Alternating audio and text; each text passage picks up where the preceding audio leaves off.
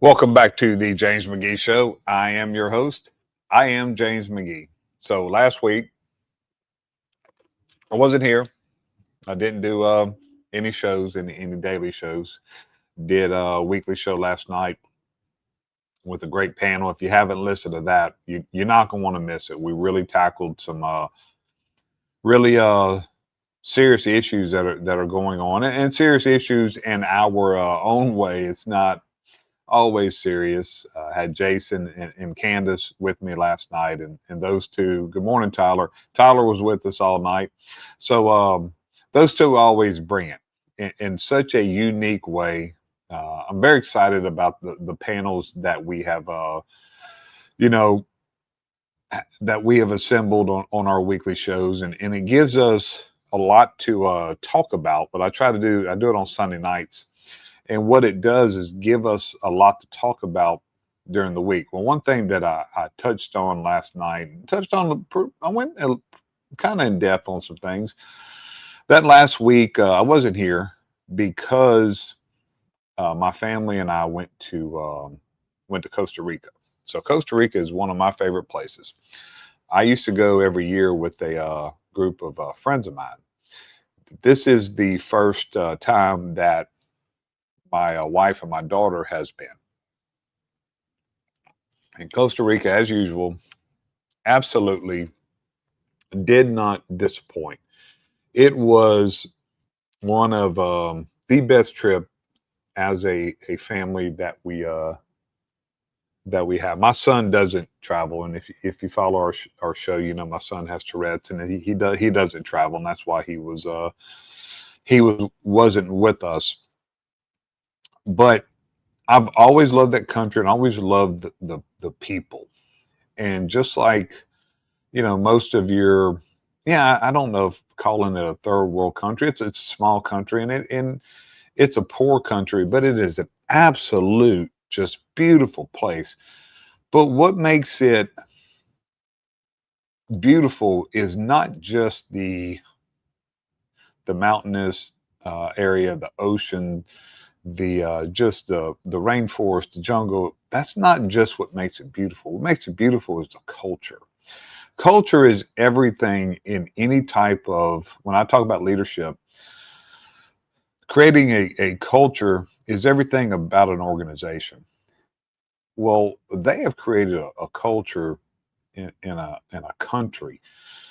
I don't know if it's just a way of life. I don't know if there was a leader at one time that was responsible for that. Now, uh, nobody really stays in San Jose is the big city. San Jose's got problems like any other big city. We stayed in town. It's Capos, but then outskirts of Capos is Manuel Antonio, and that's where we stayed.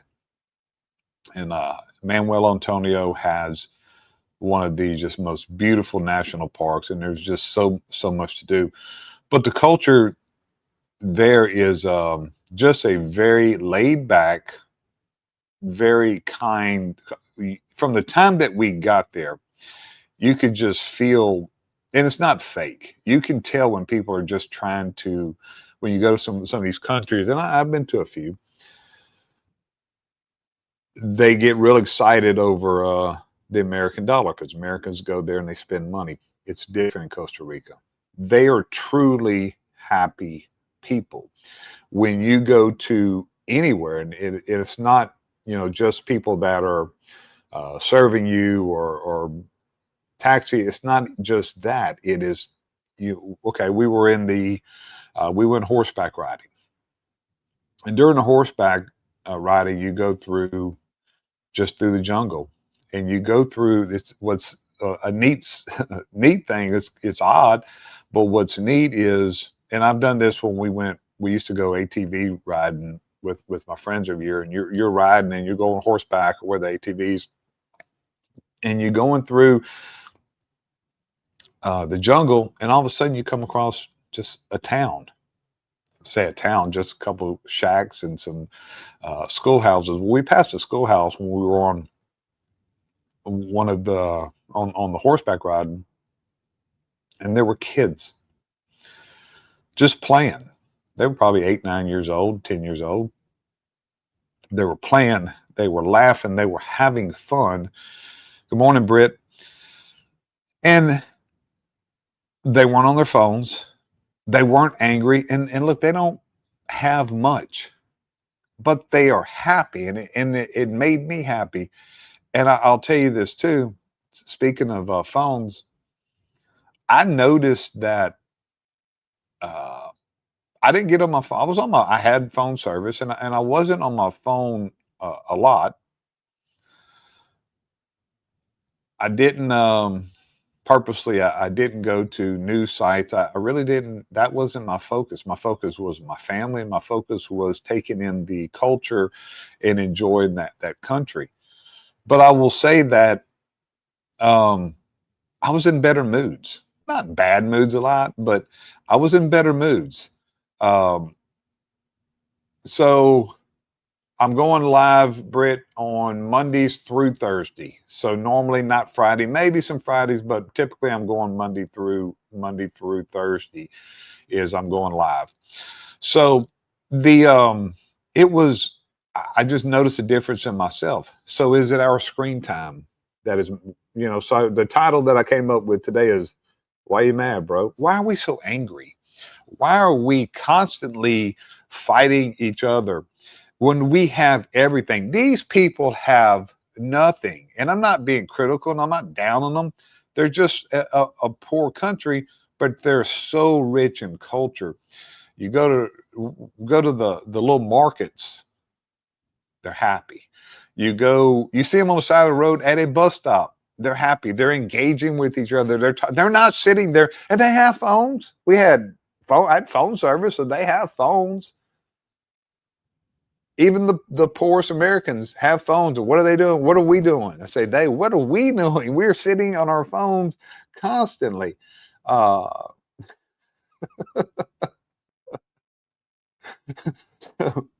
Brittany says, I'm angry because I'm 5 foot and close to hell. Well, I don't think you're an angry person, Brittany. I think you're a wonderful person. And Jason talked about you last night on the show, and I hope that you caught that, how great you are to him and how loyal of a listener you are.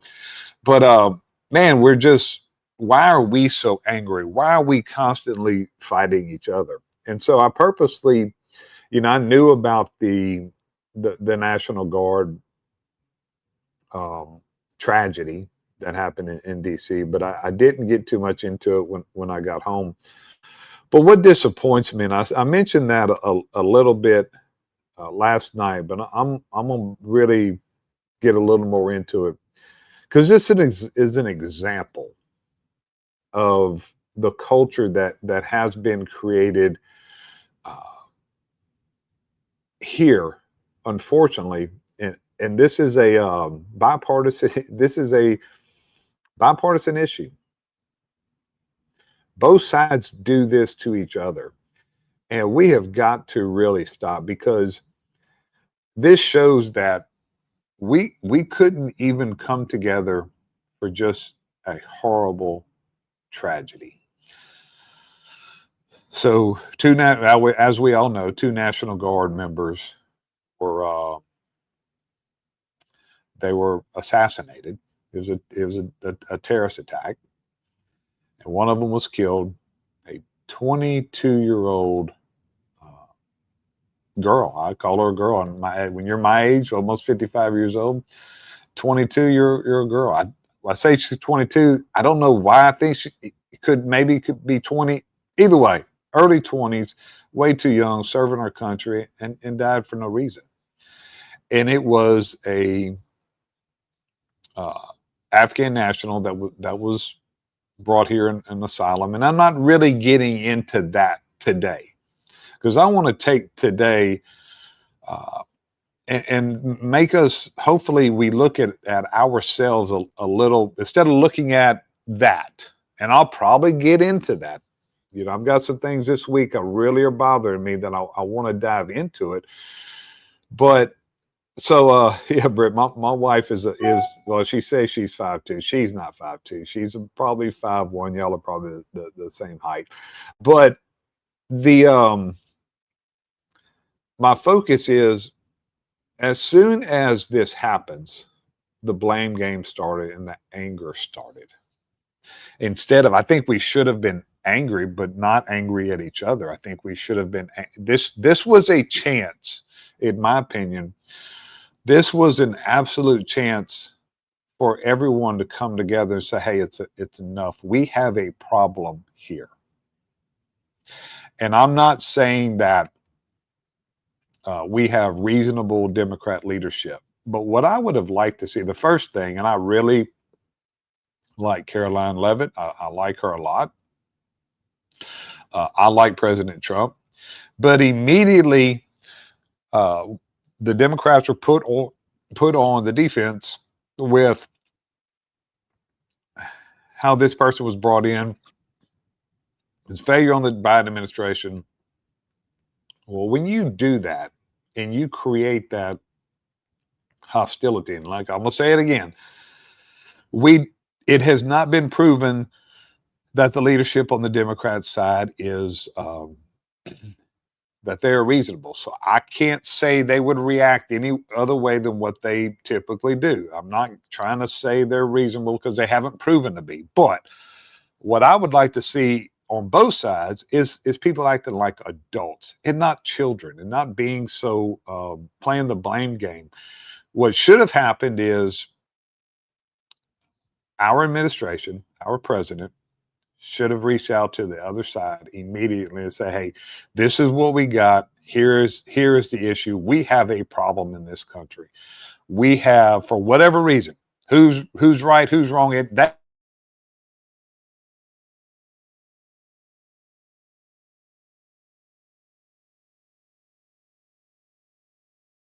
I mean, my screen just went blank. I hope my voice didn't. But we have a problem in this country. We're going to stand side by side and not blame each other. And we're going to address the nation, and we're going to offer our condolences to our United States military, the family of this young girl, and we're going to vow together to get together, shoulder to shoulder, and fix this problem. Instead, the first thing is Joe Biden's fault.